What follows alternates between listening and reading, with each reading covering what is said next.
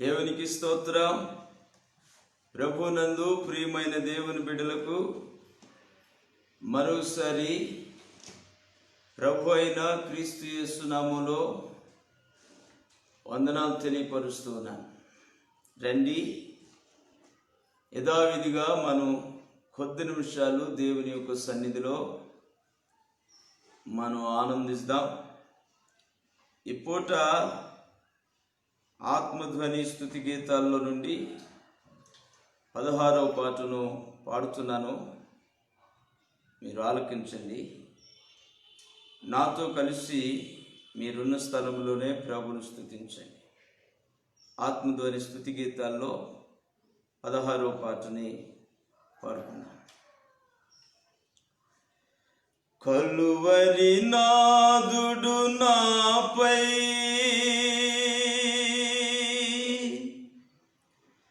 శాశ్వత దయ చూపించెను.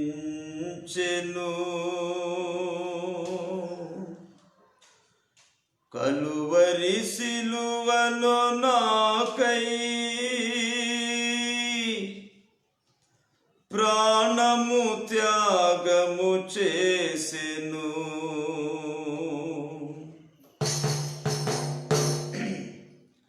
కలువరి నాదుడు నాపై శాశ్వత దయ చూపించెను. కలువరి సిలువలో నాకై ప్రాణము త్యాగము చేసెను. యేసు దేవుడు నా పాప విమోచకుడు. యేసు దేవుడు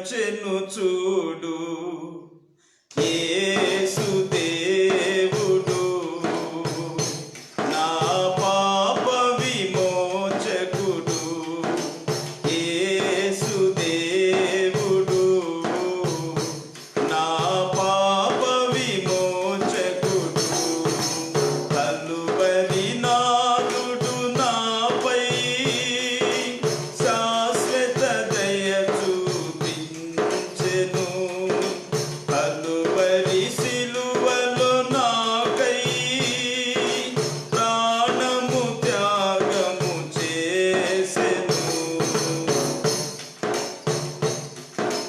నా కొరకై నా ప్రభువు పరిశుద్ధాత్మ వరమిచ్చి సర్వ సత్యములోను నడుచుటకు నన్ను పురిగొల్పి నా కొరకై నా ప్రభువు పరిశుద్ధాత్మ వరమిచ్చి సర్వ సత్యములోను నడుచుటకు నన్ను పురిగొల్పి క్షయమైన ఈ దేహం అక్షయమైనదిగా మారే క్షయమైన ఈ దేహం అక్షయమైనదిగా మారే కృప చూపెను చూడు యేసు దేవుడు నా పాప విమోచకుడు యేసు దేవుడు నా పాప విమోచకుడు కలువరి నాదుడు నాపై శాశ్వత దయ చూపించెను కలువరి సిలువలో నాకై ప్రాణము త్యాగము చేసెను యేసు దేవుడు నా పాప విమోచకుడు యేసు దేవుడు నా పాప విమోచకుడు. స్తోత్రం. మంచిది. దేవుని యొక్క కృపను బట్టి కొద్ది నిమిషాలు మనం దేవుని యొక్క వాక్యాన్ని ధ్యానం చేసుకుందాం. కొద్ది నిమిషాలు దేవుని వాక్యాన్ని మనం ధ్యానం చేసుకుందాం.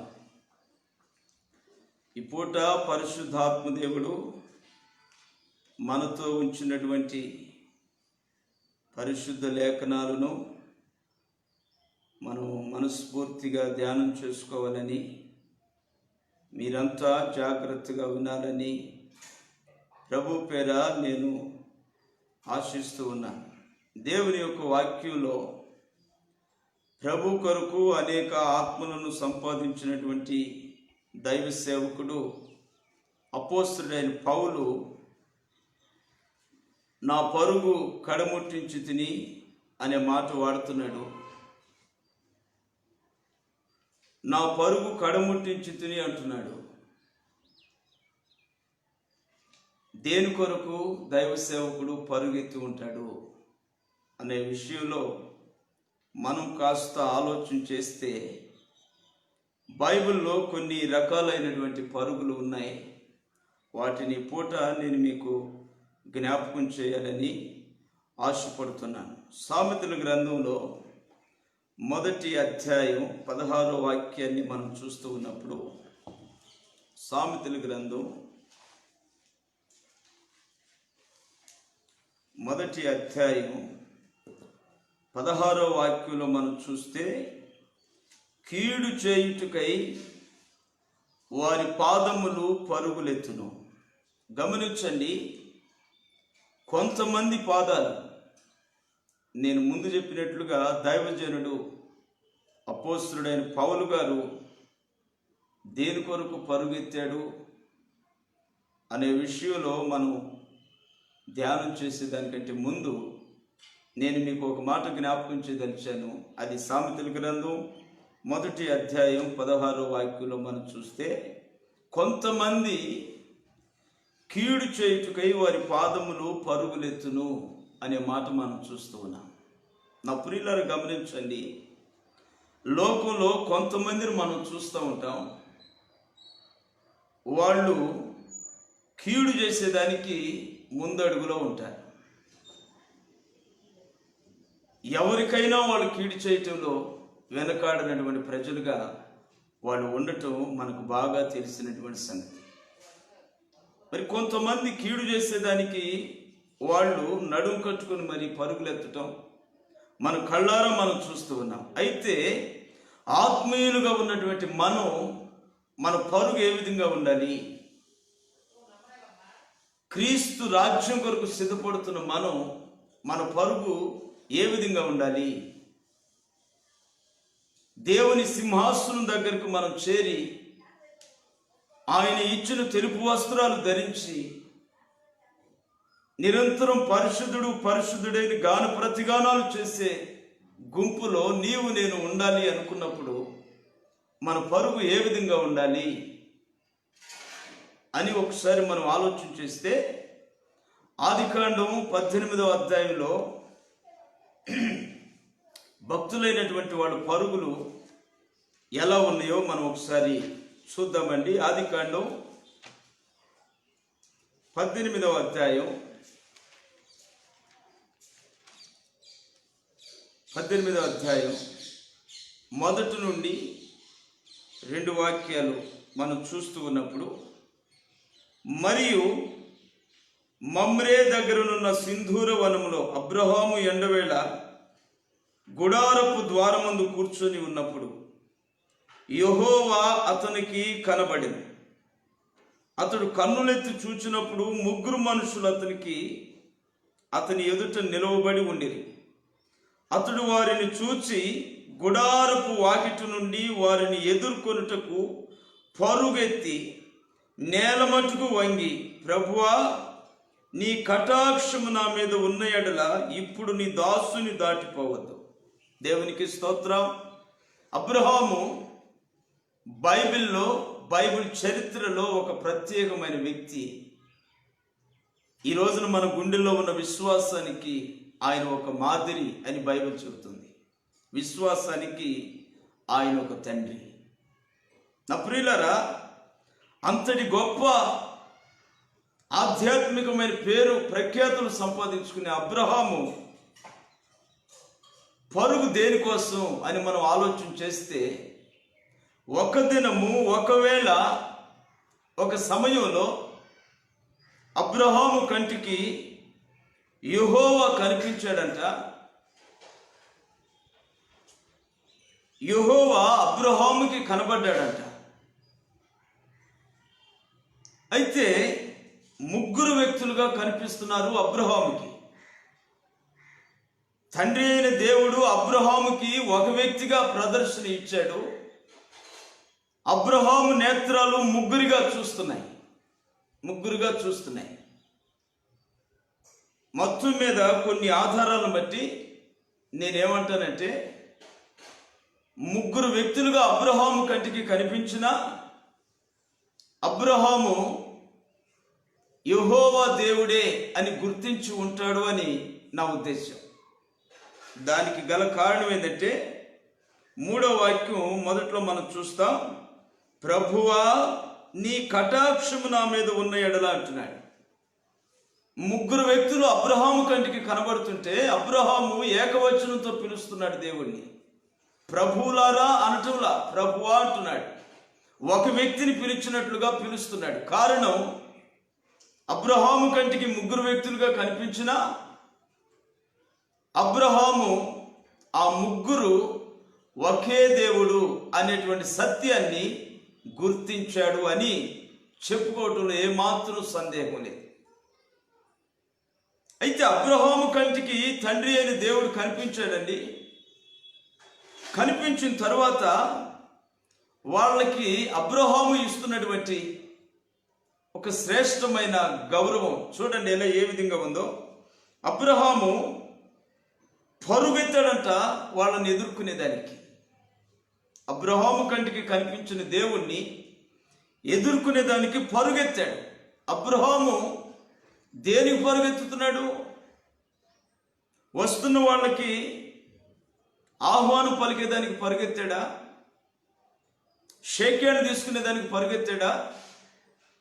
పూలమాల మెళ్ళ వేసేదానికి పరుగెత్తాడా? వాళ్ళ ఎదుట సాగిలపడి నమస్కరించేదానికి పరుగెత్తాడు. దేవునికి స్తోత్రం, హల్లెలూయా. అబ్రహాము యొక్క పరుగును గురించి మనం ఒకసారి ఆలోచన చేస్తే, అబ్రహాము పరుగు దేవుణ్ణి స్తుతించేదానికి పరుగెత్తాడు అని చెప్పుకోవచ్చు. దేవునికి సాగిలపడే దానికోసం పరుగెత్తాడు అనుకోవచ్చు. దేవుణ్ణి సన్మానించి గౌరవించేదానికి పరుగెత్తాడని మనం చెప్పుకోవచ్చు. నా ప్రియులారా, ఈ రోజున ఆత్మీయులుగా జీవిస్తున్నటువంటి మన వ్యక్తిగత జీవితాల్లో మనకు ఉండవలసిన పరుగు ఏమిటి? దేని కొరకు మనం పరుగులెత్తాలి? దేని కొరకు పరుగులెత్తాలి? లోకంలో కొన్ని ఫ్యాషన్ల కొరకు పరుగులెత్తేవాడు లేకపోలేదండి. లోకంలో కొంత ఫ్యాషన్, లేటెస్ట్ ఫ్యాషన్ కోసం పరుగెత్తే విశ్వాసులు లేకపోలేదు. లోకంలో పెరుగుతున్నటువంటి అభివృద్ధికి తగినట్లుగా, డెవలప్ అవుతున్నటువంటి నాగరికతకి తగినట్లుగా కొంతమంది భక్తి కలిగిన వాళ్ళు, సంఘాలు నడిపిస్తున్న వాళ్ళు పరుగులెత్తటం కళ్ళారా చూస్తూ ఉన్నారు. దేవుని యొక్క వాక్యం మనల్ని ఏ విధంగా జీవించమంటుంది, ఏ విధమైన పద్ధతిలో నడవమంటుంది, మన పూర్వీకులైన భక్తి కలిగిన వాళ్ళు దేని కొరకు పరుగులెత్తారు అనే విషయాలు మనం ముందుంచుకొని మన శేష జీవితాలు ముందుకు నడిపించుకోవాల్సిన అవసరత ఎంతైనా ఉంది. కానీ ఈ సత్యాన్ని మరిచిన వారై నేడు పెరుగుతున్నటువంటి డెవలప్మెంట్కి అనుకూలంగా, అభివృద్ధికి అనుకూలంగా, దేవుని నామానికి అవమానకరంగా ఈ రోజున ప్రజలు పరుగులెత్తటం మనం కళ్ళారా చూస్తూ ఉన్నాం. నా ప్రియమైన దేవుని బిడ్డ, ఇంతకీ నీ పరుగు ఎలా ఉంది? దేవుని విషయంలో, నీ ఆత్మీయ జీవితంలో నీ పరుగు ఎలా ఉంది? దేవునికి షేక్ హ్యాండ్ ఇచ్చేదానికి పరిగెత్తుతున్నావా? దేవునితో సమానుభవంగా ఉండేదానికి మనం పరిగెత్తుతున్నావా? లేదంటే మనం తగ్గి దేవుణ్ణి హెచ్చించేదానికి, ఆయన పాద సన్నిధిలో మనం సాగిలపడి నమస్కరించేదానికి పరుగులెత్తుతున్నావా? ఈ మాట మీకు అర్థం కాలేదన్న సంగతి నాకు తెలిసింది. మనం దేవునికి షేక్ హ్యాండ్ ఇచ్చేదానికి ఎలా పరుగెత్తుతామండి అనే కదా మీ ఉద్దేశం.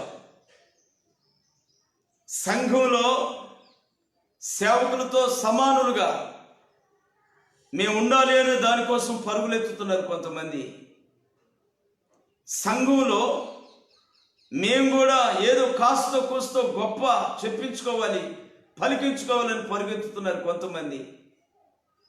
సంఘంలో వీళ్ళకంటే మించిన వాళ్ళు లేరు అనే ఖ్యాతి తెచ్చుకునేదానికి పరుగెత్తుతున్నారు కొంతమంది.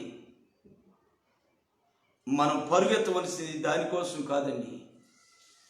అపవాది ఒకానొక రోజున తండ్రి అయిన దేవునితో సమానుడిగా ఉండాలి అని వాడి హృదయ పరుగు, దాన్ని గుర్తించిన దేవుడు వాడి హృదయం పాడైపోయిందని వాడిని ఉన్నతమైన స్థలముల నుండి త్రోసివేయటం జరిగింది.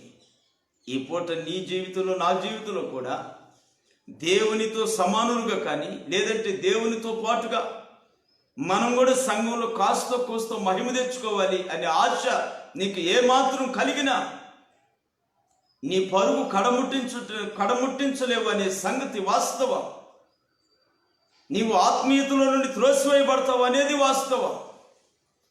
విడువబడిన గుంపులో నీవు ఉంటావు అనేది వాస్తవం. మనం ఎప్పుడు దేవునితో సమానులుగా కానీ, దేవుని వలె కానీ మనం మహిమ పొందేదానికి, మన పేరు ప్రజలు గుర్తించాలి అనే ఉద్దేశంలో మనం నిలబడితే మన పరుగు వ్యర్థమండి. అబ్రహాము ఎంత గొప్ప వ్యక్తి! ఆ దినాల్లోనే ఆయన ఆస్తికర్త అని, ఐశ్వర్యవంతుడని బైబిల్ లేఖనాలు అక్కడక్కడ సెలవిస్తూ ఉన్నాయి. అబ్రహాము ధనవంతుడని బైబిల్ చెబుతా ఉంది. ధనవంతుడైనప్పటికీ అబ్రహాము తన కంటి ముందు ఉన్నటువంటి దేవుణ్ణి ఎప్పుడైతే చూశాడో, నేను ధనవంతుని అనేటువంటి మనస్సు ఆలోచన తనలో లేకుండా దేవుని ఎదుట సర్వాంగ నమస్కారం, సాగిలపడి నమస్కరించే దానికి పరుగులెత్తినట్లుగా మనం వాక్యంలో చూస్తూ ఉన్నాం. నా ప్రియమైన దేవుని బిడ్డ, నీవు, నేను, ఇంకా భూమి మీద ఉన్న ప్రతి విశ్వాసి, ప్రతి సేవకులు అందరం కలిసి ఎన్నటికీ దేవునితో సమానులు కాలి. అందుచేత దేవుని ఎదుట మనం సాగిలపడి నమస్కరించేదానికే మనం పరుగులెత్తాలి. మనం సాగిలపడేదానికే పరుగులెత్తాలి. దేవుని నమస్కరించేదానికే పరుగులెత్తాలి. దేవుని ఎదుట మనల్ని మనం తగ్గించుకునేదానికే మన ఆత్మీయ జీవిత దినములన్నీ పరుగులు. మన పరుగు దేవుని ఎదుట తగ్గించుకొని మన ఎదుట ఆయన్ని హెచ్చించేదానికే మన బ్రతుకు కాలం అంతా కూడా పరుగెత్తాలి అనే వాస్తవాన్ని ఈ పూట నేను మీకు తెలియపరచాలని ఆశిస్తూ ఉన్నాను. ఇంకొక పరుగును కూడా నేను మీకు జ్ఞాపకం చేస్తానండి. 24వ అధ్యాయం, ఆదికాండం 24వ అధ్యాయంలో మనం చూస్తూ ఉన్నాం. ఇప్పుడు మనం అబ్రహాముని గురించి ఇందాక చెప్పుకున్నాం. ఈ అబ్రహాము ఇంటికి దేవుడు పంపించాడండి ఒక అమ్మాయిని, ఒక కోడలి పిల్లని. ఈ అమ్మాయి జీవితంలో కూడా ఒక పరుగు ఉంది అనే వాస్తవాన్ని బైబిల్ చెబుతా ఉంది. ఇంకా వివాహం కాలేదు, అబ్రహాముకి ఇంకా కోడలు కాలేదు. అబ్రహాము ఇంటికి వచ్చిన తర్వాత ఈ మంచి పరుగు నేర్చుకుంది అని మనం చెప్పుకోవాలంటే ఈ అమ్మాయి ఇంకా అబ్రహాముకి కోడలు కాలేదు. అయినా కూడా అమ్మాయిలో ఒక పరుగు ఉంది. ఆ పరుగు ఆ అమ్మాయిని ఒక భక్తి కలిగిన కుటుంబానికి నడిపించింది. అదేమిటి అంటారా? 24వ అధ్యాయం 20వ వాక్యం మనం చూస్తూ ఉన్నప్పుడు, ఆదికాండం 24:20 మనం చూస్తూ ఉంటే, అబ్రహాము దాసుడు ఎలియాజర్ అబ్రహాముకి ఒక కోడల పిల్లని మాట్లాడాలని అబ్రహాము చేత పంపించబడ్డాడు. ఆ ఎలియాజర్ చాలా దూరం ప్రయాణం చేసి అలసటపడి, ఎలియాజర్తో ఉన్నటువంటి ఒంటిని కూడా అలసటపడి, ఓ చోట బావి ఉంటే ఆ బావి దగ్గర కొంతమంది ఆడపిల్లలు నీళ్లు చేదుకొని తీసుకువెళ్ళటం ఈ దాసుడని ఎలియాజర్ చూసి ఆ చోటికి ఒంటిని తోలుకెళ్ళాడండి. అక్కడ ఆపాడు. ఆపితే అక్కడ ఒక అమ్మాయి యవనస్తురాలు ఈ దాసుని కట్లో పడింది. వెంటనే ఆ అమ్మాయిని పిలిచాడు. అమ్మా, కాస్త నీళ్లు నాకు పోస్తావా, త్రాగుతాను అన్నాడు. వెంటనే ఆ అమ్మాయి పరుగున వెళ్ళి ఆ బావిలో నీళ్లు చేది అతనికి దాహం తీర్చింది కాకుండా అతనితో ఉన్నటువంటి 10 ఒంటిల దాహాన్ని తీర్చగలిగినటువంటి యవనస్తురాలు గురించి నేను మీకు ఈ పూట తెలియపరుస్తున్నాను. చదవండి ఆ 20వ వాక్యంలో. త్వరగా గాడిలో తన కడవ కుమ్మరించి తిరిగి చేదుటకు ఆ బావికి పరుగెత్తుకొని పోయి అతని ఒంటిలన్నిటికీ నీళ్లు చేది పోసింది. దేవునికి స్తోత్రం. ఈ అమ్మాయి పరుగు దేనికోసమో గుర్తించారా? ఒక యవనస్తురాలు పరుగు దేనికోసమో మీరు గ్రహించారా? ఈ రోజున యవనస్తులు పరుగులు దేనికున్నాయి? దేనికోసం పరుగులు ఎత్తుతున్నారు? కాలేజీ గోడల మీద కోతులు తిరుగులు అన్నట్టుగా తిరిగేదానికి పరుగులు ఎత్తుతున్నారు. తల్లిదండ్రులు వ్యతిరేకించేదానికి పరుగులు ఎత్తుతున్నారు. లేనిపోని దేవుని శాపాన్ని మీదకు తెచ్చుకునే దానికోసం, మద్యపానం కోసం పరుగులు ఎత్తుతున్నారు. గొడవల కోసం పరుగులు ఎత్తుతున్నారు. ఇంకా పలు రకాలైనటువంటి అనుభవాలు ఉన్నాయి. నేను పబ్లిక్గా మీ ఎదుట ఈ రీతిగా చెప్పదగిన విషయాలు కొన్ని ఉన్నాయి. ఈ రోజున యవనస్తులు పరుగును గురించి నేను చెప్పాలంటే, నా ప్రియమైన స్నేహితుడా, సహోదరి, మీ యవనస్తులు మీరు ఏ విధంగా పరిగెప్పిస్తున్నారు దేవుని సన్నిధిలో? మీ కుటుంబాల్లో ఉండే యవనుల పరుగు మీరు గుర్తించారా? బైబిల్ గ్రంథంలో ఒక యవనురాలు, ఒక యవన స్త్రీ, ఆ అమ్మాయి పరుగేమిటో తెలుసునా? మంచి క్రియ, సత్క్రియ చేసేదానికి పరుగెడతా ఉంది. ఒక వ్యక్తికి దాహం తీర్చిందే కాకుండా 10 ఒంటెల దాహాన్ని తీర్చేదానికి ఆ అమ్మాయి పరుగెడతా ఉందంట. 10 ఒంటెలు దాహం తీర్చడం అంటే సామాన్యం కాదండి. ఒక ఒంటె దాదాపు 40 కడవల నీళ్లు త్రాగగలదని కొంతమంది పెద్దలు తెలియపరుస్తూ ఉన్నారు. ఒక ఒంటె వచ్చి 40 కడవలు నీళ్లు దాకా త్రాగగలదని. ఆ లెక్కలో 10 ఒంటెలు కడుపు నిండా నీళ్లు త్రాగాలి అనుకుంటే ఎన్ని కడవలు నీళ్లు అమ్మాయి తోడిపోయాలి? ఎంత కష్టం, ఎంత చాకిరి. ఈ కార్యాన్ని మనం ఏమని చెప్పుకోవాలి? దేవుని యొక్క వాక్యంలో సత్క్రియ, మంచి క్రియ. బైబిల్లో ఒక మాట జ్ఞాపకం వస్తూ ఉంది నాకు, క్రియలేని విశ్వాసం మృతమైనది అని. మనకి ప్రభు మీద ఉన్న విశ్వాసానికి క్రియ కూడా ఉండాలి. ఆ క్రియ దేవునికి చాకిరి చేసి పెట్టే క్రియ కాదు. మన కంటి ముందు కనిపించని దేవునికి చాకిరి చేయమని మన దేవుడు ఎప్పుడు చెప్పలేదు. మన కంటి ముందు ఉన్న ప్రజలకి చాకిరి చేయమన్నాడు. మన కంటి ముందు ఉన్నటువంటి సహోదరునికి మనం ఏదైనా ఒక మంచి క్రియ చేయటం, అది క్రియ, సత్క్రియ. దేవుని యొక్క లేఖనం మనకి సెలవిస్తున్న నగ్న సత్యం అదే. మన వ్యక్తిగత జీవితంలో సత్క్రియ, ఈ సత్క్రియ చేసేదానికి మనం పరుగెత్తాలి. ఈ రోజున యవ్వన జీవితాలు మంచి కార్యాలు చేసే వాటికి పరుగులెత్తాలి అని వాక్యం చెప్పుకునే చెబుతున్నటువంటి ఒక నగ్న సత్యం. మొదటి అబ్రహాము తనను తాను తగ్గించుకొని దేవుని హెచ్చించి సాగిలిపడి నమస్కరించి స్తుతించేదానికి అబ్రహాము పరుగు మనం చూశాం. రెండవదిగా ఒక యవనస్తురాలు ఇతరుల యొక్క దాహాన్ని తీర్చేదాని కోసం ఆమె పరుగెడుతున్నట్లు మనం చూస్తున్నాం. ఇది సత్క్రియ. మంచి క్రియ చేసేదానికి ఒక యవనస్తురాలు పరుగెడుతూ ఉంది, చెడుపు చేసేదానికి కాదు. సామెతల గ్రంథం 1:16 మనం చూస్తున్నట్లుగా కీడు చేసేదానికి వాళ్ళ పాదములు పరుగులెత్తుతున్నాయి అంట కొంతమంది పాదాలు. ఆ విధంగా కాదు యవనస్తురాలు. కుటుంబానికి కీడు తెచ్చిపెట్టే యవనస్తురాలుగా లేదు. తల్లిదండ్రులకి అవమానం తెచ్చే యవనస్తురాలుగా లేదు. దీనావలే ముఖానికి రంగులు కొట్టుకొని అందాన్ని ప్రత్యక్షపరచాలని లోకంలోనికి వెళ్ళి శరీరాన్ని పాడు చేసుకుని వచ్చినటువంటి యవనస్తురాలుగా లేదు.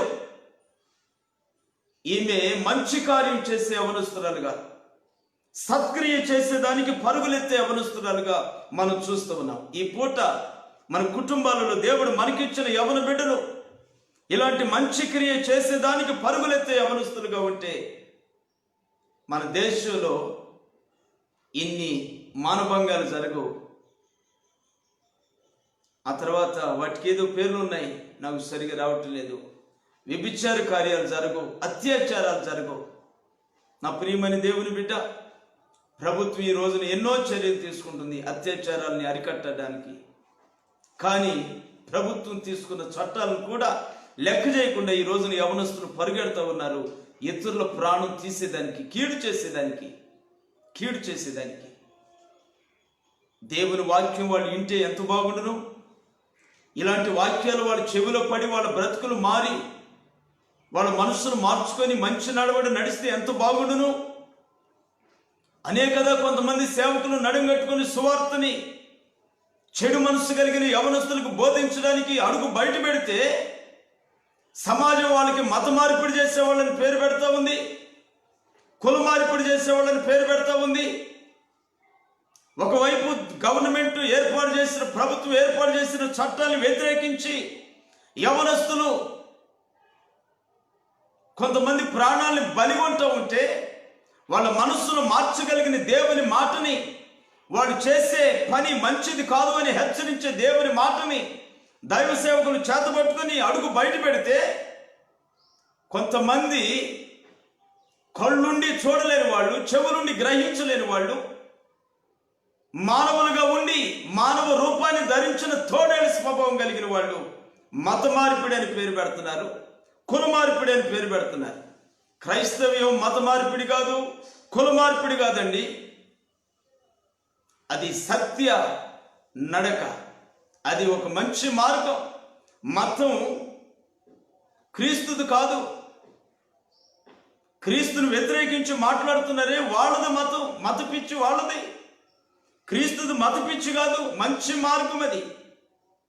యేసు క్రీస్తు అంటే మతకర్త కాదు, కులకర్త కాడు, ఒక దేశానికి పరిమితమైనటువంటి వ్యక్తి కాడు. పరిశుద్ధ బైబిల్ అంటా ఉంది, ప్రపంచ దేశములన్నిటికీ కూడా మధ్య భాగములో సృష్టికర్త అని దేవుడు అడుగు పెట్టాడు. ఆ మధ్య భాగములో ఉండి తనలో ఉన్నటువంటి సత్యపు వెలుగు ప్రపంచమంతటికి ప్రకాశింపజేసే విధంగా ఆయన మధ్య భాగములో అడుగు పెట్టాడు. ఈ తెలియని పిచ్చోళ్ళు అంటారు ఆయన ఏ భాగంలో అడుగు పెట్టాడో ఆ ప్రాంతానికి దేవుడని. ఈ రోజున దీపాన్ని పైన ఎందుకు పెడుతున్నారండి మున్సిపాలిటీ వాళ్ళు? లైట్లు, వీధి లైట్లు స్తంభం మీద ఎందుకు పెడుతున్నారు? ఆ లైట్ స్తంభానికని చెప్పొచ్చు కదా, మనకి కాదని చెప్పొచ్చు కదా. మన ఇళ్లలో విద్యుత్ బల్బులు ఎక్కడ పెడుతున్నారు? పైన పెడుతున్నారా, కింద పెడుతున్నారా? పైన పెట్టారు కనుక ఆ వెలుగు పైకి అని చెప్పొచ్చు కదా. అజ్ఞానంగా మాట్లాడుతున్నారు, అజ్ఞానంగా. నిజంగా ఈ మాట్లాడే వాళ్ళందరూ కూడా చదువులేని పామరులు, తెలివుండి దద్దములని మనం చెప్పుకోవాలి. నా ప్రియమని దేవుని బిడ్డ, క్రైస్తవునిగా ఉన్నందుకు నేను చాలా సంతోషపడుతున్నాను, గర్విస్తూ ఉన్నాను. నా కులం వేరే, కానీ నేను క్రైస్తవుని అంటే క్రీస్తును అంగీకరించిన వ్యక్తిని. క్రైస్తవం అనేది ఒక కులం కాదు, ఒక మతం కాదు, అది ఒక మంచి ఎంపిక. మనం ఎంపిక చేసుకున్న దానికి ఉన్న పేరు క్రైస్తవ్యం అనేది. కొంతమందికి తెలియక క్రైస్తవం అంటే కులం అనుకుంటున్నారు, మతం అనుకుంటున్నారు. నా కులం వేరే, కానీ నేను క్రైస్తవ్యం యొక్క మంచితనాన్ని నేను ఏర్పాటు చేసుకున్నాను. క్రీస్తులో ఉండే మంచితనాన్ని, ఆ సత్యాన్ని నేను ఏర్పాటు చేసుకున్నాను. నేను కులం మారలేదే, మతం మారవలసిన పని లేదే. మనసు మార్చుకున్నాను ప్రభు కోసం. అనేకులకి కీడు కలిగించే పరుగు మానుకొని ఇతరులకు మేలు చేసేటువంటి మార్గం ఎక్కడ బోధించబడిందో దానిని నేను నా మార్గంగా ఎంచుకున్నాను. అది కులం మార్పు కాదు, మతం మార్పు కాదు. తెలియని వాళ్ళు ఏదేదో మాట్లాడుకుంటారు. ఈ వాక్యాన్ని వినుచున్న నా ప్రియ స్నేహితుడ, సహోదరి, నీవే మాత్రం భయపడాల్సిన పని లేదు. మీరు సత్యాన్ని ధారాళంగా మనం ప్రకటించడానికి మనం సంసిద్ధం. దేవునికి స్తోత్రం. మన పరుగు ఏ విధంగా ఉండాలి అనే వాస్తవాన్ని పరిశుద్ధ బైబిల్ లేఖనాల నుండి మనం చూస్తున్నాం. అబ్రహాము పరుగు దేవుని ఎదుట తనను తాను తగ్గించుకొని దేవుణ్ణి ఘనపరిచేదానికి పరుగెడుతున్నట్టు మనం చూసాం. అలాగే ఒక యవనస్తురాలు దేనికి పరుగెడుతుందంటే ఆమె మంచి క్రియ చేసేదానికి పరిగెడుతూ ఉంది. మూడో పరుగును కూడా నేను మీకు జ్ఞాపకం చేస్తాను. మత్తయి సువార్త 28వ అధ్యాయం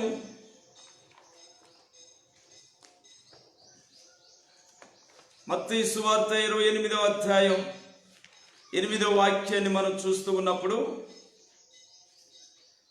వారు భయముతోనూ మహా ఆనందముతోనూ సమాధి యొద్ద నుండి త్వరగా వెళ్ళి ఆయన శిష్యులకు ఆ వర్తమానం తెలుప పరుగెత్తుచూ ఉండగా. దేవునికి స్తోత్ర.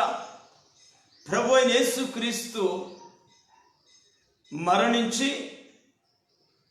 ఆయన బ్రతికి ఉన్నప్పుడు చెప్పినట్లుగా 3వ రోజున ఆయన మృతిని గెలిచి సమాధిని గెలిచి లేచాడని ఆయన ఏదైతే చెప్పాడో దానిని జరిగించాడు. ప్రభుత్వం వాళ్ళు ఎన్ని తాళాలు వేసినా, గొలుసులు వేసినా, బంధించినా, 100 మంది సైనిక బలాన్ని ఆ చోట దించినా, ఎంతమంది సైనికులు ఉన్నా, ఎన్ని గొలుసులు వేసి బంధించినా, అధికారయుక్తమైన ప్రభుత్వపు కట్టుబాటులు ఆ సమాధి చుట్టూ వేసిన నా ప్రభు అయిన క్రీస్తు చెప్పినట్లుగా 3వ రోజున ఆ సంకెళ్ళను బంధకాలను తెచ్చుకొని ఆ రాయి తొలగించుకొని ఆయన లేచి పునరుద్ధానుడయ్యాడండి. పునరుద్ధానుడయ్యాడు. ఆ తరువాత ఆ ఆదివారమున ప్రభు యొక్క శరీరాన్ని చూసేదానికి ఒక 2 స్త్రీలు వచ్చారు. అంటే సువార్తలో ఒక్కొక్క రకం, ఒక సువార్తలో ఒక్కొక్క రకంగా ఉన్నాయి. అంటే రాసినటువంటి వ్యక్తులు వాళ్ళ కంటికి కనబడినటువంటి వాళ్ళను మాత్రమే రాశారు. వాళ్ళు చూసింది ఏం చూశారో అవే రాశారు. ఒక సువార్థికుడు 2 అంటారు, ఒక సువార్థికుడు 4 అంటారు, ఇంకొక సువార్థికుడు ఇంకొకరు అంటుంటారు. ఏది ఏమైనా నేను చెప్పే ఈ భాగంలో ఒక విషయాన్ని నేను చెప్పదలిచాను. మగ్దలేన మరియ అనేటువంటి ఒక స్త్రీ సమాధి వద్దకు వచ్చిందండి, క్రీస్తు శరీరానికి సెంటు రాద్దామని. ఆమె ఆ చోటుకు వచ్చి చూస్తే ప్రభు అక్కడ లేడు, సమాధి రాయి దొర్లించి ఉంది. నా ప్రభు శరీరాన్ని ఎవరో తీసుకువెళ్ళారని ఆమె బాధపడుతూ ఉంది. అంతలో 2 దేవదూతలు అక్కడ నిలిచి ఉండి సజీవుడిగా ఉన్నటువంటి దేవుణ్ణి, క్రీస్తుని మీరు మృతుల మధ్య దేనికి వెతుకుతున్నారు అని, మీరు త్వరగా వెళ్ళి గలిలయ ప్రాంతానికి వెళితే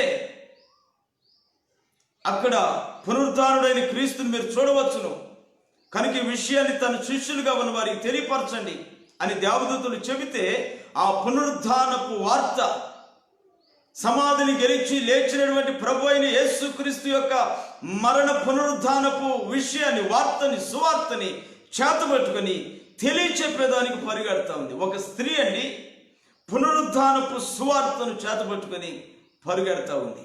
సువార్తను చేతబట్టుకొని పరిగెడతా ఉంది. కొన్ని సంఘాల్లో వాళ్ళు స్త్రీలు చప్పట్లు కొట్టకూడదని, స్త్రీలు పాటలు పాడకూడదని, స్త్రీలు వాక్యం చెప్పకూడదని, స్త్రీలు బల్లారాధన చేయకూడదని, కొంతమంది వాళ్ళ పరిచర్యల్లో కొన్ని లేనిపోని సిద్ధాంతాలను ఏర్పాటు చేసుకొని వాక్యాన్ని వాళ్ళ సొంత ఉద్దేశాల వైపు మళ్ళిస్తూ ఉన్నారు. కొంతమందిని మళ్ళింపు చేస్తూ ఉన్నారు. నా ప్రియమైన దేవుని బిడ్డ, దేవదూతలకు తెలియలేదా స్త్రీలు పునరుద్ధాన సువార్త చెప్పకూడదని? మీకు తెలిసిన జ్ఞానం దేవదూతలకు లేదని అర్థం. స్త్రీలు సువార్త చెప్పకూడదని ఎక్కడ వ్రాయబడింది? మరి వ్రాయబడింటే దేవదూతలు పునరుద్ధానుడైన క్రీస్తు సువార్త ఆ స్త్రీకి ఎందుకు చెప్పినట్లు? దీనికి సమాధానం చెప్పాలి. ఏదో మీ పరిచర్యలకి, మీ సిద్ధాంతాలకి దేవుని వాక్యాన్ని మార్చుకొని ఈ రోజున ప్రజల్ని కాలినడకలో నడిపిస్తున్నారు చాలామంది సేవకులు. నా ప్రియమైన దేవుని సేవకులారా, కడవరి దినాల్లో మనం ఉన్నాం.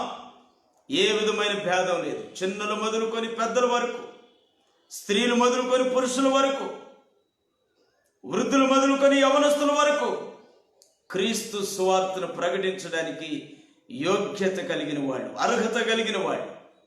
నా దేవుడు అనేక ఆత్మలను రక్షణలోకి తీసుకురావాలని బహు తప్పించిపోతా ఉన్నాడు. ఆయన సువార్తను ఎంతమంది ప్రకటించగలిగితే అంత మేలు చేసిన వాళ్ళు అవుతారు ప్రపంచానికి. అందుచేత ఏ భేదం లేదండి. మనం అందరం పాపం చేసి దేవుడు అనుగ్రహించు కృపను పొందలేకపోతున్న వాళ్ళమే. ఒక స్త్రీలు మాత్రమే పాపం చేసి కృపను పొందుకోలేదు. మనం కూడా పాపం చేసి దేవుని కృపను పొందుకోలేకపోతున్నాం. అయితే స్త్రీలు కానీ, మనం కానీ, పురుషులు కానీ క్రీస్తు రక్తంలో కడుగుబడిన తదుపరి మరుక్షణం మనం పరిశుద్ధులుగా మార్చబడ్డాం. పరిశుద్ధులుగా మార్చబడిన తర్వాత స్త్రీలు సువార్త ప్రకటించకూడదనే మాట ఏమిటండి? దేవదూతలకు తెలియలేదా? ఈ స్త్రీల చేత నేను పునరుద్ధాన వార్త దేనికి పంపించాలని వాళ్ళు అనుకోలేదా? దయచేసి ఈ పాడు ఆలోచన సంఘాల్లో నుండి తీసివేయండి. దయచేసి మీ పరిచర్యలకి మీకు ఎన్ని సిద్ధాంతాలు ఉన్నా అవి మీ కుటుంబాల వరకే ఉంచుకోండి, కానీ సంఘానికి పొలవద్దు. సంఘం అంటే నీది కాదు, నాది కాదు. నీ పేరు పెట్టుకున్నంత మాత్రాన సంఘం నీది కాదు. నా పేరు పెట్టుకున్నంత మాత్రాన సంఘం నాది కాదు. సంఘం ప్రభు అయిన క్రీస్తుది. ఆయన స్వరక్తం ఇచ్చి సంపాదించుకున్నది సంఘం. దానిలో నువ్వు నేను ఒక పనివాడం అనే సంగతిని మర్చిపోవద్దు. సంఘానికి మనం పనివాళ్ళం అండి, యజమానులం కాదు. ఓ సేవకులారా, దయచేసి నా మాట మీరు హృదయాల్లో తీసుకోండి. సంఘాలకి మనం ఫౌండేషన్గా ఉన్నప్పటికీ, ఆ మాటలు నాకు రావటం లేదు. సంఘాలకి మనం స్థాపకులుగా ఉన్నప్పటికీ, పరిచర్యలకి మనం పరిచర్యని స్థాపించిన స్థాపకులుగా మనం ఉన్నప్పటికీ, పరిచర్య అనేది మనది కాదండి, అది దేవునిది. సంఘం అనేది మనది కాదండి, అది దేవునిది.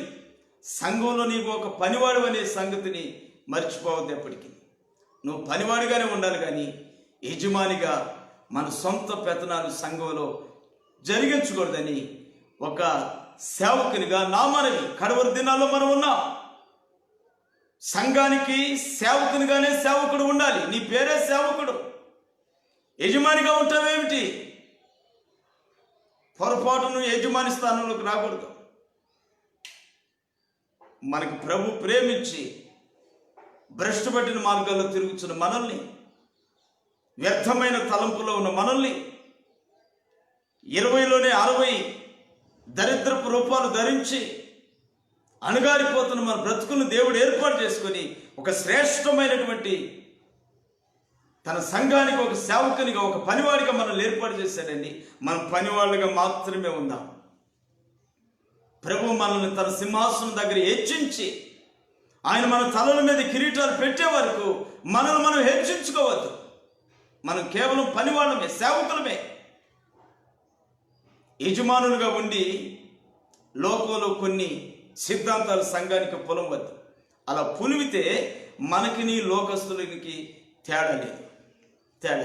నా ప్రియమైన దేవుని బిడ్డ, దేవుని యొక్క వాక్యం మనం చూస్తూ ఉన్నాం.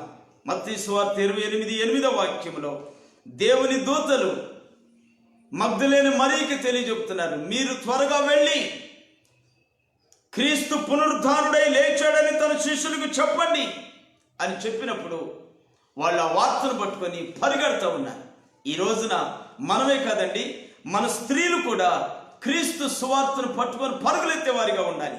వాళ్ళ పరుగులు ఒకవేళ నీ సిద్ధాంతంతో కట్టివేసేవేమో, వాళ్ళ కట్టబడిన కాళ్ళను విప్పండి.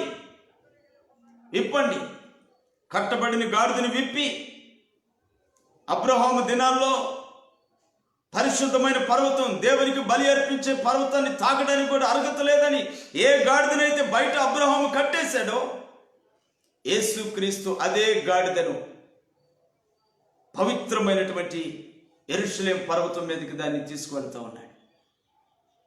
ఇది కూడా జ్ఞాపకం రాలేదా? ఏ భేదం లేదనే సంగతి. పేతురు మిట్ట మధ్యాహ్న కాలం మిద్ద మీద ప్రార్థన చేస్తూ ఉంటే, ఆకాశం నుండి ఒక చెంగు, వస్త్రపు చెంగు, దానిలో అనేక రకాలైనటువంటి ప్రాణులు ఉన్నప్పుడు వాటి అన్నింటిని చంపుకొని తినమంటున్నప్పుడు, నేను నిష్ట కలిగిన వాడిని వాటిని చంపుకొని తినను అని ఆయన అంటున్నప్పుడు, నేను పవిత్రపరిచిన వాటిని నువ్వు అపవిత్రమైనవని ఎలా అంటున్నావని దేవుడు అంటున్నప్పుడు పేతురు చంపలేసుకున్నాడు. ఆ తర్వాత పేతురు ఏ ప్రసంగం చేశాడు తెలీదా? దైవ సేవకుడా, ఏ ప్రసంగం చేశాడు? మనుషులలో తీసివేయబడిన వాడు ఎవరు లేరనే సంగతిని నేను ఈ పూట దర్శనంలో చూశానని చెప్పలేదా పేతురు? ఇంక సువార్త ప్రకటించడానికి వాళ్ళు అర్హులు, వీళ్ళు అర్హులు, వీళ్ళు అనర్హులు అని ఎలా నిర్ధారించి చెప్పగలుగుతున్నాను? ఆ మాట చెప్పడానికి నీ గుండెలో ధైర్యం ఎలా పుట్టుకొచ్చింది? దేవుడు పవిత్రపరిచిన వాడిని, దేవుడు యోగ్యులుగా చేసిన వాడిని నీవు అయోగ్యులుగా చేయడానికి నువ్వెవరివి, నేనెవరిని? మార్కు సువార్త చివరిలో మనం చూస్తున్నాం, అనేక మందిని ప్రభువుకి శిష్యులుగా చేయండి, అనేక మందిని సేవకులుగా చేయండి, అనేక మందిని సువార్త ప్రకటించేవారుగా చేయండి, అనేక మందిని సువార్తను బోధించేవారుగా చేయండి. పని వాళ్ళు తక్కువగా ఉన్నారు, కోత విస్తారంగా ఉంది. ప్రతి సంఘంలో 100 కొలది సేవకులు పుట్టుకు రావాలి. ఇది దేవుని సంకల్పం. ఇంకా మనము వాళ్ళు అర్హులు, వీళ్ళు అనర్హులు అనే దానిలో ఉంటే శాస్త్రివా పరిసయ్యుడు వారు. మన నేత్రాలు తెరుచుకోవాలి.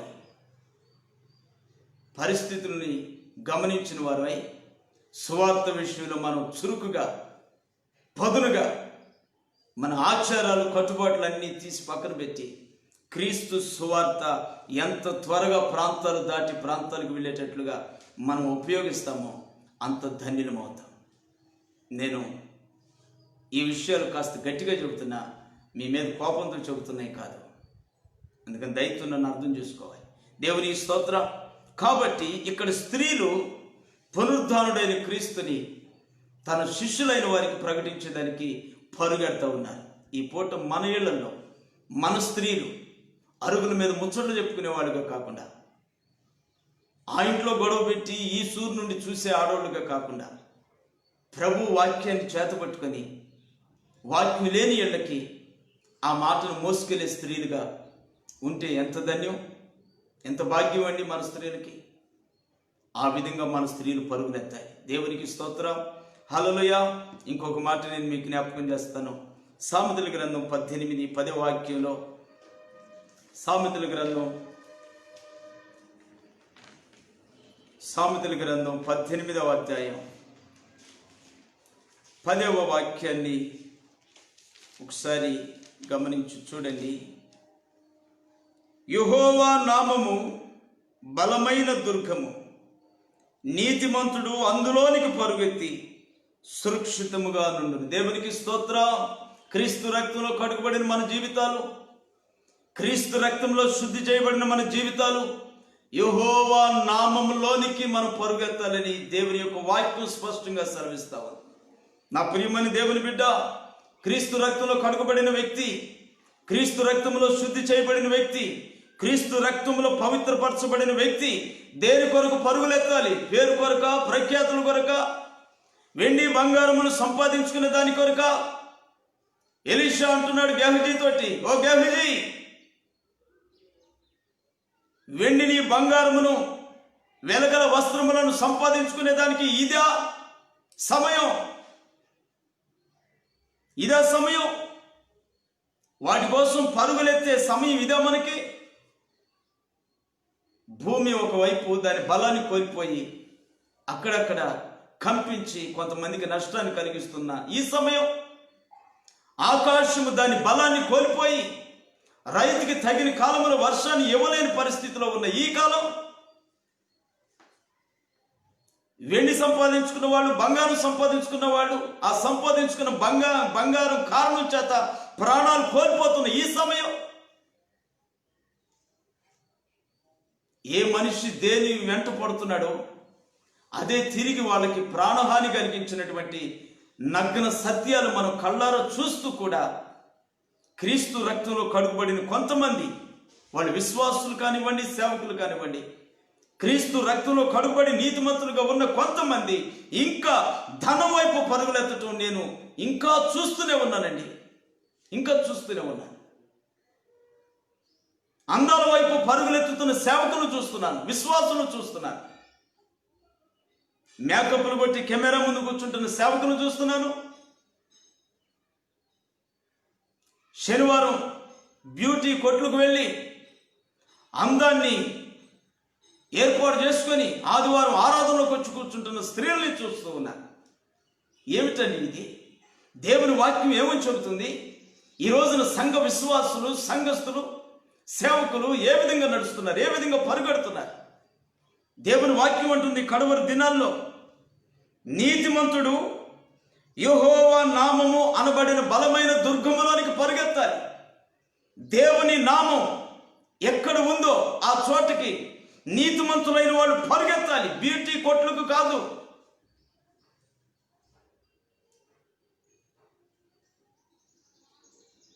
చూసారా? ఇంకా చాలా చాలా జ్ఞాపకం వచ్చినాయండి. సేవకులు కానివ్వండి, విశ్వాసులు కానివ్వండి, వాళ్ళు పరుగులెత్తే స్థలాలు చాలా జ్ఞాపకం వచ్చిన ఈ సమయంలో. కానీ నేను చెప్పలేను, ఎందుకంటే మీరు ఇప్పటికే చాలా బాధపడుతున్నారు నా గురించి. దేవుని స్తోత్రం. బాధపడినా బాధపడకపోయినా ఇది కడవరి వర్షం, ఈ సువార్త కడవరి వర్షం, చెట్ట చివరి వాన. దీనికి ఏ విత్తనం స్పందించి మొలుస్తుందో అది క్రీస్తు కొరకు ఫలిస్తుంది. స్పందించకుండా నేను ఈ వర్షానికి మొలవను అని ఏ విత్తనం అనుకుంటుందో ఆ విత్తనం భూమిలో చస్తుంది. ఈ సత్యాన్ని గుర్తించి, వాక్యం అగ్ని వంటిది, సబ్బు వంటిది, బండను బద్దలు చేసి సుత్తు వంటిది అనే విషయాలు మీరు జ్ఞాపకం చేసుకొని నా నోట పలుకుతున్నటువంటి మాటలకి మీరు స్పందించాలని ఒక దైవ సేవకునిగా నేను మీకు నమస్కరించి తెలియపరుస్తున్నాను. నా ప్రియమైన దేవుని బిడ్డ, దేవుని వాక్యములో మనం ఆత్మీయులుగా ఉన్న మనం దేని కొరకు పరుగులెత్తాలి అనే విషయాన్ని మనం చాలా చక్కగా చూస్తున్నాం. అబ్రహాము దేవుని ఎదుట సాగిలపడేదానికి పరుగులెత్తుతున్నాడు. రెబెకా సత్క్రియ, మంచి క్రియ చేసేదానికి పరుగులెత్తుతా ఉంది. ఆ తర్వాత మగ్దలేని మరియ క్రీస్తు పునరుద్ధాన సువార్త తన శిష్యులకి ప్రకటించేదానికి పరుగులెడతా ఉంది. 4వదిగా నీతిమంతులుగా ఉన్న మనం యెహోవా నామంలోనికి పరుగులెత్తాలి. క్రీస్తు నామంలోనికి పరుగులెత్తాలి. క్రీస్తు నామం మహిమపరచబడే స్థలాల్లోనికి మనం పరుగులెత్తాలి. కానీ ఇక మన పరుగు ఎక్కడికి కూడా ఉండకూడదండి, ఎక్కడికి ఉండకూడదు. ఒకవేళ ఉంటే గెహజీ వలె మనం అయిపోతాం అనేది వాస్తవం. ఆకాను వలె అయిపోతాం అనేది వాస్తవం. దయచేసి జ్ఞాపకం చేసుకోండి. ఈ పూట దేవుని వాక్యం మనకి తెలియపరిచినటువంటి నగ్న సత్యాన్ని మన మనసులో ఉంచుకొని అపోస్తలుడైన పౌలు గారు చెప్పిన మాట, నా పరుగుని కడుముట్టించితే. దేని కొరకు పరుగులెత్తాడండి ఆయన? దేవునికి సాగిలపడే విషయంలో పరుగులెత్తాడు. రెబెకా వలె సత్క్రియ చేసేదానికి పరుగులెత్తాడు పౌలు. ఆ తర్వాత క్రీస్తు పునరుద్ధాన సువార్తని చేతపట్టుకొని అనేక మందికి ప్రకటించేదానికి పౌలు గారు పరుగులెత్తాడు. యెహోవా నామం ఎక్కడ ఉంటుందో అక్కడికి ఆయన పరుగులెత్తాడు. ఆయన జీవితకాలం అంతా కూడా అలాగే పరుగులెత్తి ఆయన సమయం ఆసనమైనప్పుడు ఆయన అంటున్నాడు, ఇక నా పరుగు కడముట్టించాను, నీళ్ల వల్లే నా ప్రాణాన్ని పోయిపోతున్నాను నా ప్రభు కోసం అన్నాడు. దైవ సేవకులను మనం ముందుంచుకొని మన పరుగులు వాళ్ళ పరుగులుగా మార్చుకొని వాళ్ళు ఎలా పరుగులెత్తి చిట్ట చివరికి నీతి కిరీటం ధరించేదానికి అర్హులుగా ఉన్నారు, మనం కూడా అదే పరిగెత్తి నీతి కిరీటాన్ని ధరించాలని నా ఆశ. జడ్జి అయిన వాడు నియమం ప్రకారం పరుగులెత్తారంట. ఏర్పాటు చేయబడిన మన జీవితాల్లో నియమం ప్రకారం పరుగులెత్తాలి. మన ఇష్టం వచ్చినట్లుగా పరుగులెడితే మనకి బహుమానం రాదు. ప్రతి పరుగు పందానికి ఒక నియమం, ఒక క్రమం, ఒక పద్ధతి ఉంటుంది. మన సొంత పద్ధతులు తీసుకెళ్ళి అక్కడ పెడతానంటే కుదరదు. వాక్యానుసారమైన పద్ధతిలో మనం పరుగులెత్తాలి. అలా పరుగులెత్తి చిట్ట చివరికి ప్రభు మనకిచ్చే శ్రేష్టమైన బహుమానాన్ని మీరు నేను అందరం పొందాలని పూట నా ప్రభు నామంలో నేను కోరుకుంటున్నాను. అట్టి కృప పరిశుద్ధాత్మ దేవుడు మీ అందరికీ కలుగు చేయనుగాక. ఆమేన్, ఆమేన్. తలలు వంచండి, చిన్న ప్రార్థన చేసుకుందాం. తలలు వంచండి. ప్రేమ కలిగిన మా తండ్రి, పరిశుద్ధుడా, స్తుతిస్తున్నాను. ఈ ఉదయకాలము నాయన మీరు మా ఎదుట పెట్టిన లేఖన భాగాన్ని బట్టి నీకు స్తోత్రాలు. అయ్యా, పరుగు పందెంలో మా జీవితాలు ఇప్పుడు కొనసాగుతూ ఉన్నాయి. ఈ పరుగు దేని కొరకు పరుగెత్తాలి అనే విషయాన్ని మేము నాయన జ్ఞాపకం చేసుకోదలిస్తే ఇదిగో మా ఎదుట మీరు పెట్టినటువంటి ఒక 4 ప్రత్యేకమైన విషయాన్ని బట్టి నీకు స్తోత్ర. ఈ 4 రకాలైన పరుగులు మా వ్యక్తిగత ఆత్మీయతలో ఉండగలిగితే మేము నిజముగా కిరీటానికి అర్హులమే నాయన, కిరీటానికి అర్హులమే. కానీ ఈ రోజున మా కళ్ళ ముందు కొంతమంది పరుగులు మేము చూస్తూ ఉన్నప్పుడు నా తండ్రి అయ్యా, మరి దుఃఖకరంగా ఉంది. ఒక్కొక్కసారి అలా పరుగెత్తే వాళ్ళే బాగున్నారు, మేమే బలహీనపడి ఉన్నాము అనేటువంటి సనుగుడు కూడా మా జీవితాల్లో వస్తూ ఉంది. కృపగలిగిన తండ్రి, అలా పరుగులెత్తే వాళ్ళని మేము చూసి మేము బాధపడేవారం కాకుండా మేము పరుగెడుతున్న పరుగు మంచిదని, అది నీతియుక్తమైన పరుగని, అది నియమంతో కూడిన పరుగని, ఆఖరి వరకు నమ్మకస్తులుగా ఉండగలిగిన యోగ్యత మాకు దయచేయి. ఇంకా మా ప్రియులు కొంతమంది సరైన పరుగులు లేకుండా ఉండి ఉంటే వారిని మీరు జ్ఞాపకం చేసుకోండి. నీ కొరకే పరుగులెత్తగలిగిన యోగ్యత మాకు అందరికీ దయచేసి మహిమ తెచ్చుకోమని, ఉదయకాలం మీ లేఖను ప్రతి ఒక్కరికి దీవెనకరంగా ఉంచమని. ఇదిగో నాయన, నా ఎదుట అయ్యా ఈ లైవ్లో పాల్పొందినటువంటి విశ్వాసులైన బిడ్డలు, సేవకులైన వాళ్ళు అందరిని బట్టి నీకు స్తోత్రం చెల్లిస్తున్నా. సేవకులు వారి సంఘాలను, విశ్వాసులు వారి కుటుంబాలను, వారి ఆత్మీయ జీవితాలను మీరు జ్ఞాపకం చేసుకొని బలపరిచి, దీవించి, విస్తరింపజేసి శ్రేష్టమైన పరుగులో మీరు మా అందరిని నిలబెట్టి ఆఖరి వరకు నాయన కిరీటం పొందగలిగేంత వరకు నమ్మకంగా పరుగెత్తగలిగిన యోగ్యత మాకు దయచేయమని, నిశ్చితమైతే తండ్రి మరొక పర్యాయం మరికొన్ని విషయాలు మేము నేర్చుకునేలాగున మాతో మీరు ఉండమని యేసయ్య నామములో ప్రార్థించి వేడుకొనుచున్నాను తండ్రి. ఆమేన్, ఆమేన్. నా ప్రభువైన యేసయ్య కృపా సమాధానాలు ఈ ఉదయకాలం మీకును, మీ కుటుంబాలకు, మీ సంఘాలకు సదాకాలం తోడై ఉండి వాక్యపు సత్యములో నడిపించి బలపరచునుగాక. ఆమేన్, ఆమేన్. అందరికీ వందనాలండి. దయచేసి గమనించండి, మీకు మాట చెప్తాను. ప్రస్తుతం కొంతకాలం వరకు ప్రతి బుధవారం, ప్రతి శనివారం రాత్రి 8 గంటలకి ఈ ఆత్మధ్వని పరిచర్య నుండి లైవ్ వస్తూ ఉంది. మీరు వాటిని వీక్షించాలని నేను కోరుకుంటున్నాను. మా ఆత్మధ్వని పరిచర్య నుండి ప్రతి బుధవారం, ప్రతి శనివారం రాత్రి 8 గంటలకి లైవ్ వస్తూ ఉంది. వాటిని మీరు వీక్షించి ఆత్మీయ జీవితంలో బలపడండి. అలాగనే ప్రతి ఆదివారం ఉదయం 11 గంటలకి మా ఆత్మధ్వని పరిచర్య నుండి లైవ్ ఆరాధన వస్తుంది. దాన్ని కూడా మీరు వీక్షించండి. అలాగనే ప్రతిదినం అనగా సోమవారం నుండి శనివారం వరకు ప్రతిరోజు ఉదయం 9 గంటలకి లైవ్ వస్తుంది ఆత్మధ్వని పరిచర్య నుండి. దానిని కూడా మీరు వీక్షించండి. మీరే కాదు, ఇంకా వాక్యము లేని అనేక మంది యవనస్తులు, అనేక మంది కుటుంబీకులు ఉన్నారు. వారికి కూడా ఈ కార్యక్రమాన్ని పరిచయం చేయండి. దేవుని కృప, దేవుని ఆశీర్వాదంలో మీరు పాలు పొందండి. అట్టి కృప ప్రభు మీకు అనుగ్రహించునుగాక. ఆమేన్.